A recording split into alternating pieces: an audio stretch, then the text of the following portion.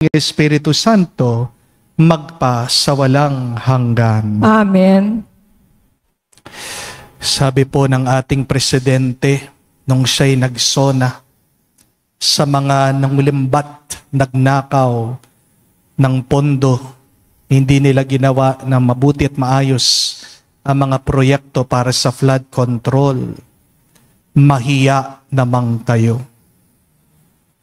Pero kung ang Diyos sa magsasalita, hindi yon ang kanyang sasabihin. Nung sasabihin ng Panginoon sa mga sakim, hangal, pagpasensya niya po ang salita. Stupido, siraulo. Yan ang ginagawa ng pagnanais natin sa pera at kayamanan. Nawawala tayo ng katinuan sa pag-iisip. Kung magsasalita ang Diyos sa atin sa mga matakaw sa pera, ang sasabihin pa niya, matakot ka naman. Dahil bandang huli, paghaharap na tayo sa Diyos, di naman niya hahanapin kung gaano karami ang ating naipong pera. Pero tatanungin niya, gaano karami ang pagmamahal na ating naipakita at naibahagi. So your true treasure is not your money, wealth, and possessions. Your true wealth is the love that you have given.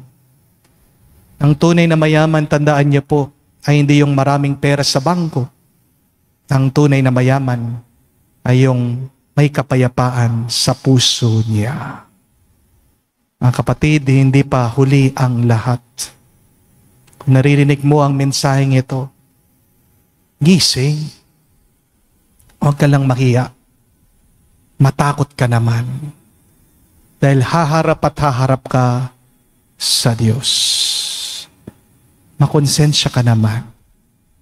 Lalong-lalo na sa iyong pamilya, sa iyong mga kapatid. Kasi sila ay naghihirap, nagdurusa. Kailangan mo ba ang sobrang lawak na lupain? Buhay ka pa, parang nakatira ka na sa Memorial Park. Anuhin mo ang napakaraming sasakyan. Isa lang naman ang iyong katawan, hindi ka naman manananggal. Anuhin mo ang sobrang dami mong sapatos.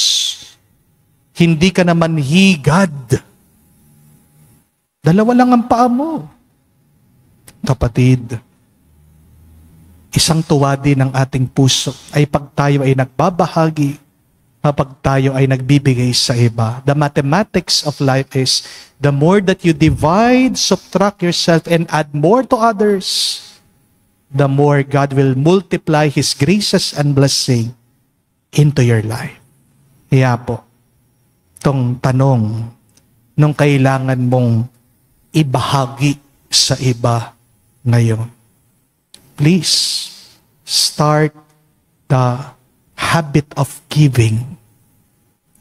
Please, every day be kind and generous and start with your family, with your brothers and sisters. Diyan lang kayo mas pagpapalain ng Diyos.